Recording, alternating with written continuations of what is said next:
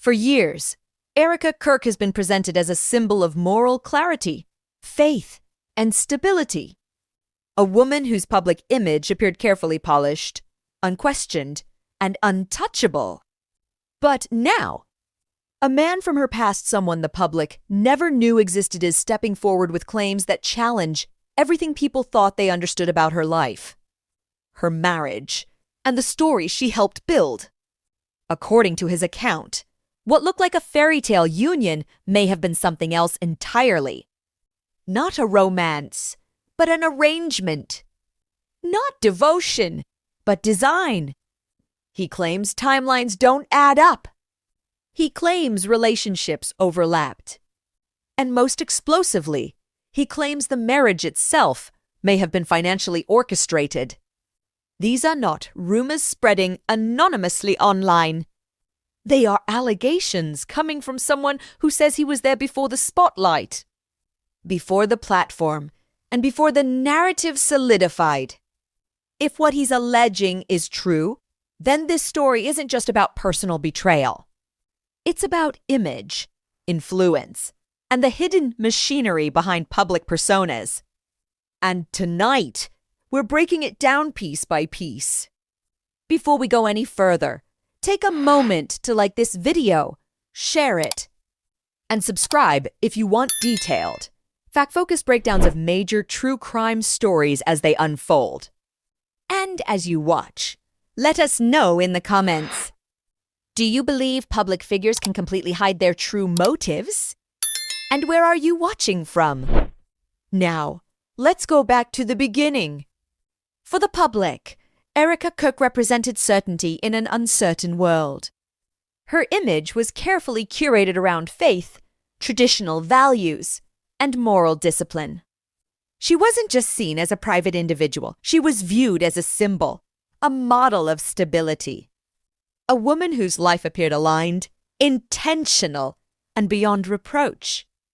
Her online presence reinforced that image.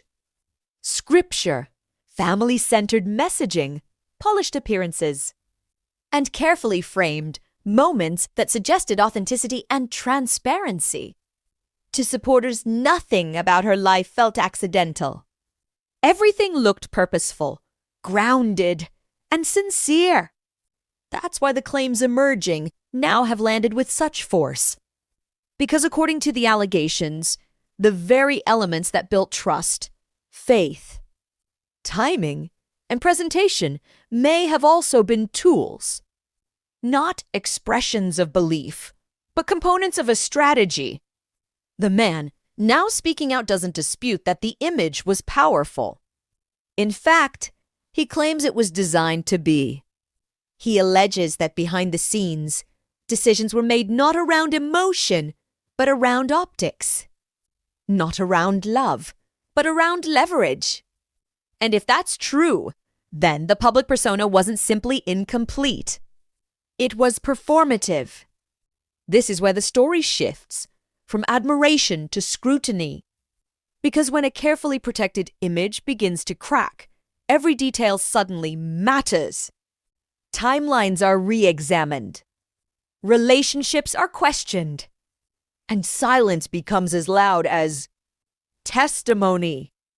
And that's when a forgotten figure from the past reappears, bringing with him a version of events the public has never heard before. Until now, the story surrounding Erika Kirk has largely been told from the outside. Through curated posts, public appearances, and carefully managed silence. But according to recent claims, there is someone who existed inside the timeline long before the public narrative took shape.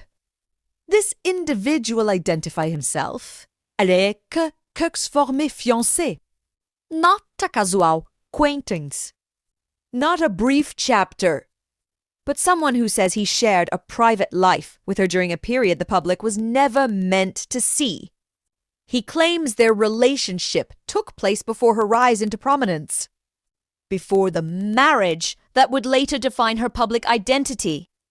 And according to him, that part of her life wasn't simply forgotten, it was erased. He alleges that their relationship was kept deliberately off the record. Photos. No public acknowledgments. No digital footprint. Not because it wasn't serious, but because, according to him, visibility didn't yet serve a purpose. What gives his claims weight, at least in narrative terms, is proximity. He isn't describing rumors passed through third parties. He's describing private conversations, long-term planning, and behavior patterns he says he witnessed firsthand. And the timing of his decision to speak out is not accidental. According to his account, he remained silent for years, watching from a distance as Erika's public image solidified. He claims he stayed quiet while relationships were redefined. Timelines were reshaped, and an entirely new version of reality took hold. But something changed. He says new information surfaced, details that, in his view, confirmed the story the public was being told did not align with what actually happened. And that was the moment he decided to step forward.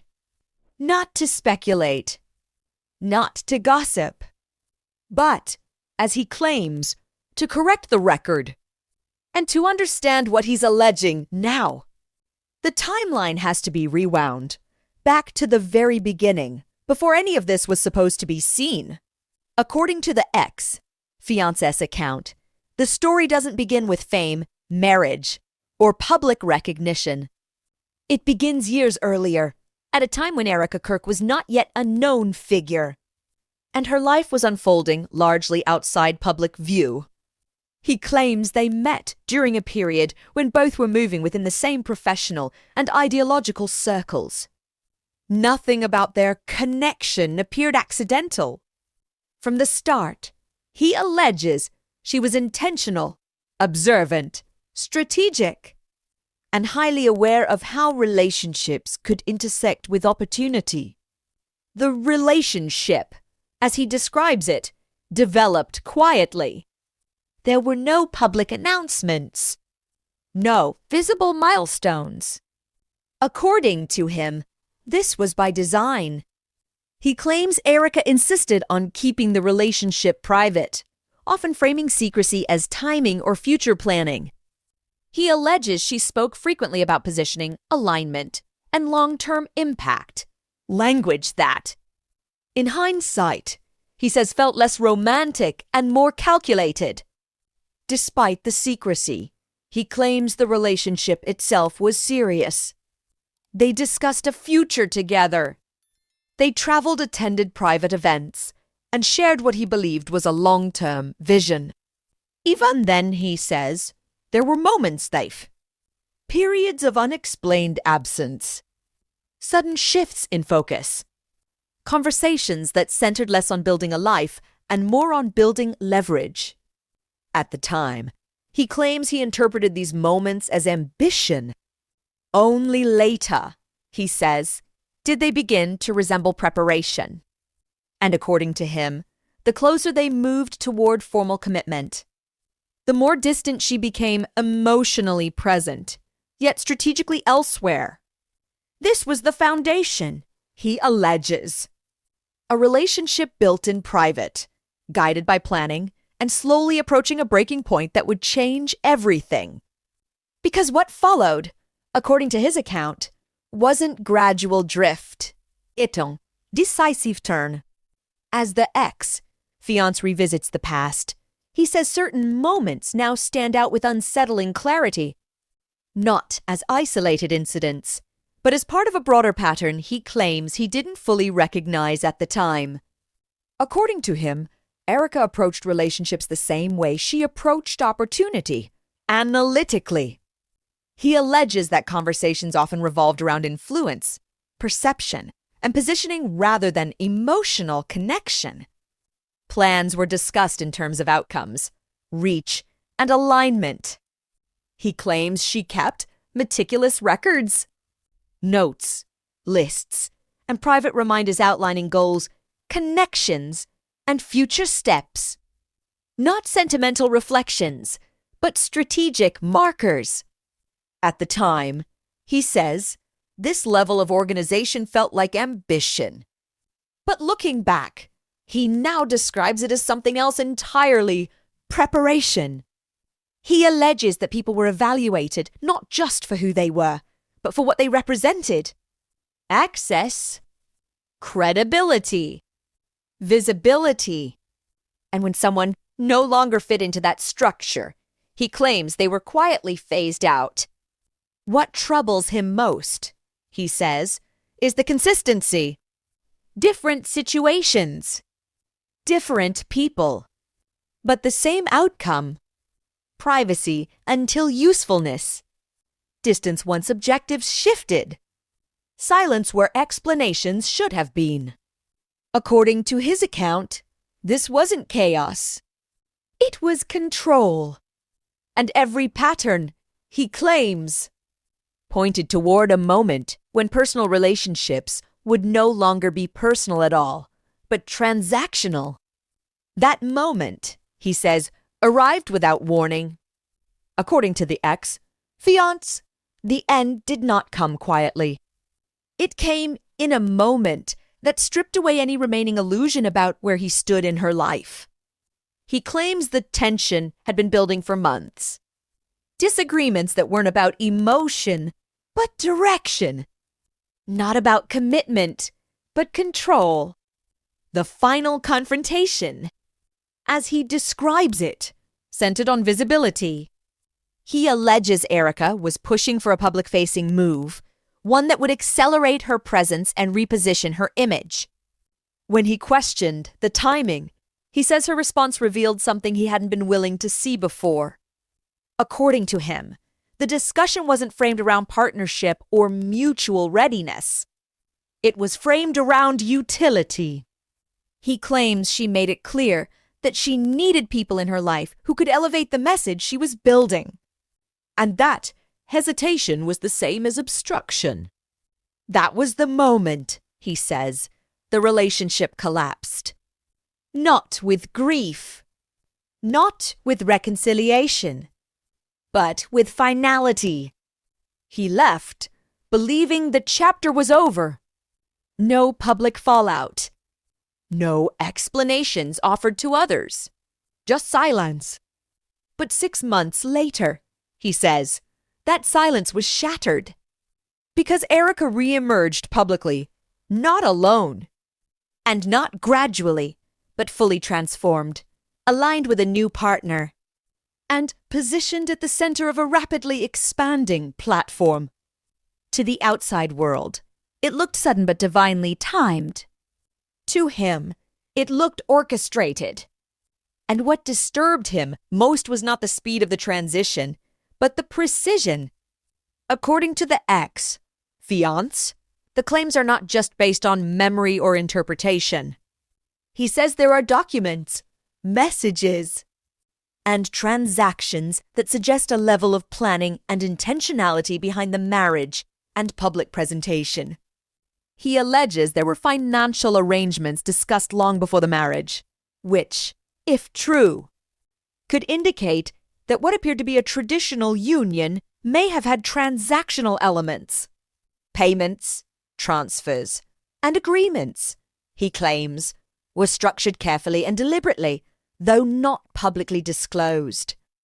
He also points to communications and records that, according to him, show timelines that contradict the public narrative. He says these exchanges reveal that certain actions were taken for optics rather than emotion, carefully choreographed steps designed to create the appearance of authenticity. Additionally, he claims there are witnesses who were aware of these arrangements. People who saw interactions and conversations that were never shared with the public. They, according to him, could corroborate details about the planning and secrecy behind the relationship. What makes these allegations compelling is not just the content, but the chronology. He asserts that every step, every conversation, every decision fits a pattern consistent with strategic planning, rather than spontaneous choice. None of this has been independently verified, and the ex-fiancé frames it carefully as claims. Yet, according to his account, the documents and communications exist, quietly confirming a version of events that few have considered.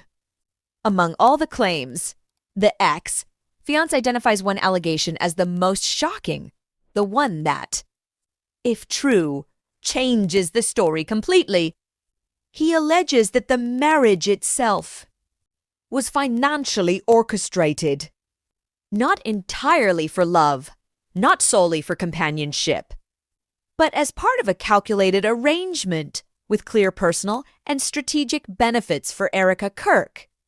According to him, the timing of the union, the public image crafted around it, the alignment with certain influential circles, all point to a carefully designed plan rather than an organic romantic commitment.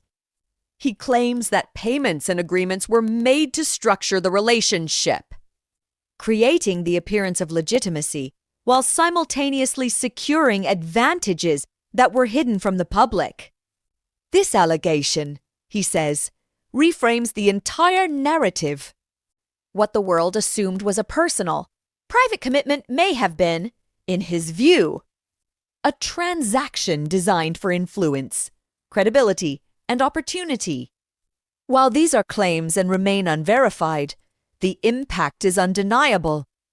They force a re-evaluation of what was presented publicly versus what may have occurred behind closed doors. This is the allegation that dominates the narrative, shaping questions, doubt, and discussion online and offline. Just when the story seems to reach its peak, the ex-fiancé introduces a twist that complicates everything further. He claims that there were other individuals involved behind-the-scenes people whose presence was never acknowledged publicly, yet whose influence shaped decisions, timelines, and interactions. According to him, these figures may have been aware of the arrangements, or even benefited from them, while remaining invisible to the public eye. Additionally, he alleges that some events presented as spontaneous or coincidental were, in fact, carefully coordinated. Meetings, announcements, and public appearances, he claims, were scheduled with precise intent, designed to maintain a narrative that supported the marriage's appearance rather than its reality. He also highlights contradictions in public timelines moments where social media posts, travel, and reported events do not align with what he says actually occurred. If true, these discrepancies suggest a deeper level of planning than previously recognized. This twist forces viewers to question not just the relationship itself, but the entire web of people, actions, and appearances surrounding it. It raises difficult questions. Who knew the full story? Who stayed silent? And who, if anyone, benefited from the public remaining unaware? The narrative, according to the ex-fiancé, is no longer a simple account of a relationship gone wrong. It is a story of calculated presentation, hidden influence, and secrets that may never fully surface. Once the ex-fiancé's claims surfaced, the public reaction was immediate and polarized. Online, followers and observers expressed shock, disbelief, and curiosity.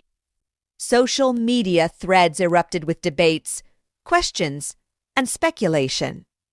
As people tried to reconcile Erika Kirk's carefully curated public image with the allegations now circulating.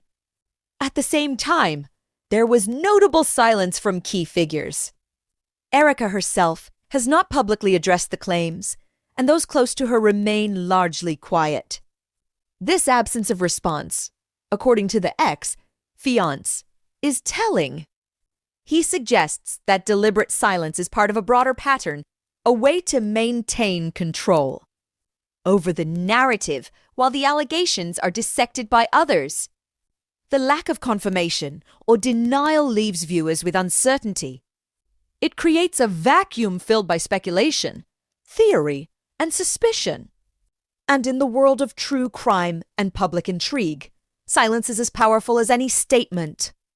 Meanwhile, the ex-fiancé insists his decision to speak is not about creating chaos, but about sharing his perspective, one that he believes has been obscured by the public narrative. As the story unfolds, the combination of viral reaction and strategic silence ensures that questions linger.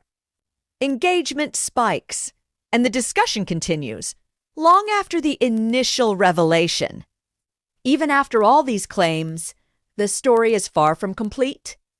According to the ex-fiancé, several critical questions remain unanswered. Who else was aware of these arrangements?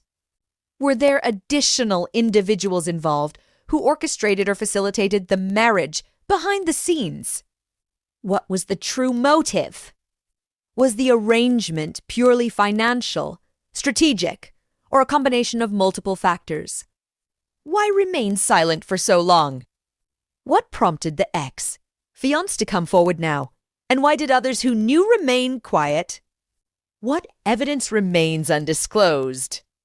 Are there communications, documents, or recordings that could confirm or contradict the claims? What does this mean for the public image? If even part of these claims is true, how does it change the perception of Erika Kirk's character and influence? These questions are deliberately left open, forcing the audience to grapple with ambiguity. They fuel debate, engagement, and ongoing curiosity, keeping the story alive beyond the immediate revelations. In the world of true crime storytelling, it is often the unknown and unexplained that captures attention the longest, not the answers, but the suspense that surrounds them. As the claims continue to circulate, one thing becomes clear: the story is far from over. The ex-fiancé has shared his perspective, offering a glimpse into a world that few have seen. But whether all the details are verified, disputed, or remain hidden, the implications linger. Public scrutiny will continue. Social media discussions will flare. And behind the scenes, there may be truths that are never fully revealed. For now, the audience is left with unanswered questions, lingering doubts, and the unsettling sense that what appears on the surface is only part of the story. The narrative of Erika Kirk, according to these claims, is a complex web of relationships, secrecy, and calculated appearances. And in the end, it may be that only time and further revelations will reveal the full picture. Until then, the story remains open, a puzzle for the public to examine, discuss, and debate. I'm Detective B. If you're fascinated by real life, mysteries, and criminal investigations, tap like, subscribe, and share your opinion in the comments. I'd love to know where you're watching from and what you think about today's case. Make sure to subscribe and turn on the notification bell so you never miss a new episode. Until next time, stay curious, stay vigilant, and remember, in true crime, the line between fact and perception is often thinner than we realize.